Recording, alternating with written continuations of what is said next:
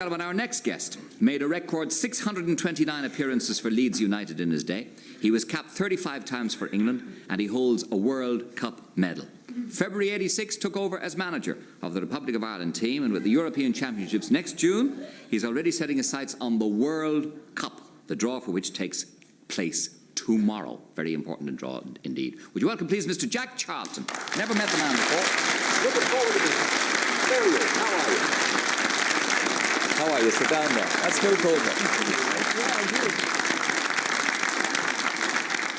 Did you two meet each other outside? You did? I nearly made that man a star years ago. What do you mean you nearly made that man a star? Amongst his other accomplishments, he also has a silver disc you didn't know about. I didn't know about that. Well, no, what's that? He was part of the England World Cup squad in 1970 when I made a record called Back Home, which was #1 single and a #1 album. He was the star of the choir, that man. Fantastic. Well, I was one of 15. Yeah, but you were louder than the rest, Jack. Probably. How are you doing, Jack? You're just back from Dubai, for heaven's sake. Yeah, so if I start yawning, it's 4 hours behind. It's 3 o'clock in the morning there. You're coming straight to us from there, yeah? Right I'm there. right back to well it. done. What were you at in Dubai, and what did you think of Dubai? I know it well. I was there for half an hour once. I went because I've never been before. It's a part of the world I've always missed. I've flown through it and gone past it and landed there, but I've never actually stayed. And I got a chance to go and have a week and do a bit of work and see a game. Yeah. What sort of work were you doing? I'm not going to tell you because I got paid. Oh, I see. Well done. Well done. So what, is there heavy soccer there? Big scene? No, it was a game between Everton and Rangers. It was sort of the Great Britain Championship, which you couldn't play in England because it was cancelled, apparently. Frightened of the lunatics that'd go to the games. Yeah. And they played it in Dubai. Yeah. It was a good game. Good pitches, good surroundings. Oh, wonderful. It's a marvellous place. So if you want to go on holiday, go on holiday. It's terrific. Yeah. What about the booze? There's no booze. It's a plenty. Well, the one you take it in, but when you get there, you can have as much as you want. There's stacks of booze. Oh, I was told it was all dry. No.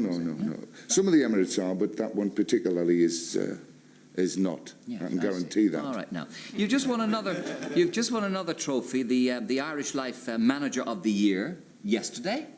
Very nice. You weren't there to collect it. Somebody else collected it on your behalf. Wife must be getting fed up with all the trophies coming home, Jack. Well, this one's glass. It's nice. It's a nice glass one, you know. If I take silver home, she goes crackers. Why? Well, you got to polish it all. Oh. And she's got loads. We got loads of silver. But glass is nice. But this one's, it's like you can't put anything in it. It's got a lid on it, and it's nice shape, and it's a lovely piece of glass. Yeah. It's a bit like a thing I got a few years ago. I got that blue stuff. What do you call the blue stuff? Porcelain, is it? Wedgwood. Wedgwood. Oh, Wedgwood, yeah. I got presented with a Wedgwood thing, and I went home, I thought it was lovely. And when I got it home, the wife looked at it and she says, "Is that for to put your ashes in?" Probably is.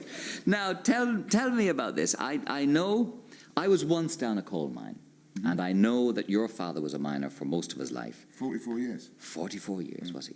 It was one of the most frightening experiences I ever had. It was down in one of the Yorkshire main collieries.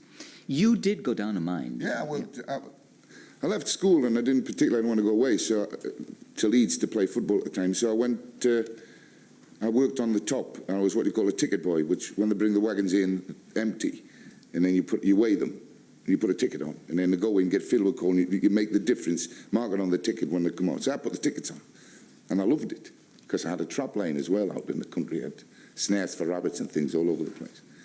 And then I went down the mine for 16 weeks, did the training. And then I resigned the day I finished the training. They took me to show me where I was going to work with my father. Because the laddies in those days in England, if you went to the mines, you worked at the same pit as your father worked. You're having trouble with this mic, lads, are you? Yeah. Oh, sorry, with Jack. Sorry, Jack. Yes, go ahead. Yes. And they took me in, I had a look. And it was blowing a gale. And I had to pull wagons round one way, hook them onto a wire, and send them off, what you call hanging on and knocking off with a handball. It's like a thing you hung on the wire. And I thought, no. And I came up and went to see the manager and put my notice in and left. Never went back again. Had you another job to go to? Well, I'd been offered a chance to go to Leeds. They call him an apprentice now, then they called him a ground staff boy. Yeah, that's cleaning the boots and getting the jerseys ready and doing all that. It was either that or the police force. Yeah. And then he became a policeman. Yeah. So how much were you earning then as an apprentice in Leeds? In Leeds, £5 I got. £2.50 for my board, sent £1 home, and kept 30 bob to live on. But in 1954, that was quite... You get the pictures for a shilling. Yeah. And that's all we ever did, go to the pictures. And did you pity your father, Jack?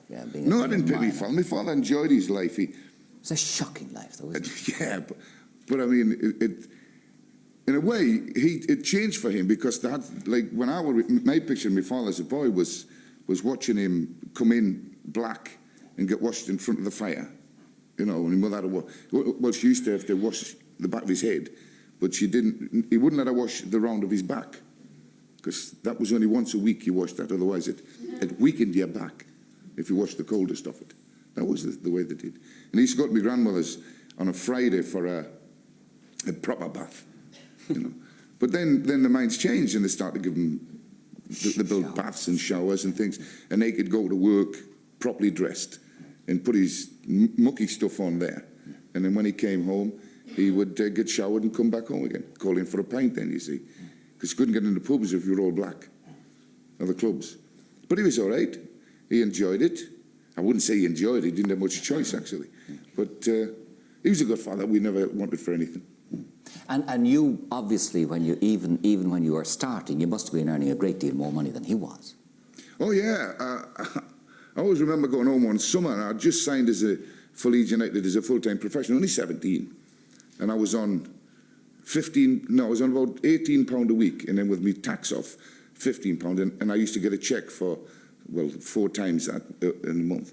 And he was bringing about £12 home from the pit, and I was getting 15 quid a week at 17. For doing nothing? Yeah, for doing nothing during the summer. That must have been pretty heartbreaking for him. Mine, I got 18. I got 20 during the playing season. Yes, yes. That was it. Yeah. So you would be, you're very much, you have a great affinity with miners and Scargill and so on. Are you a Scargill man? I'm a friend of Arthur's, yeah. I lived near Arthur for a long time in Barnsley, and we became reasonably good pals. I lived there during the miners' strike, and being from a mining village, I was very sympathetic with the miners. And I still, to this day, think that Arthur Scargill has been very much maligned in England and over the whole business. You know, Arthur did what he had to do for the miners, and although it didn't work out well for him in the end, the only mistake he made, I felt, was that he didn't leave himself a way out in the end. Right. But his principles were right. Yes. And everything he said, that they were going to close pits, and Margaret Thatcher kept denying it, in fact came true. And in years to come, when they write the history of the strike properly, you know, I think he'll come out with a lot of credit. Do you think he'll get back now? I hope so. Do you think he's still popular with the main body of miners? Well, I don't know at the moment because I don't live in Barnsley anymore. I live in Newcastle, and the mines in Newcastle have all gone, virtually. Yeah. But there's still 1 or 2 in the area. But Yorkshire's still really the big stronghold of mining. Very militant people there.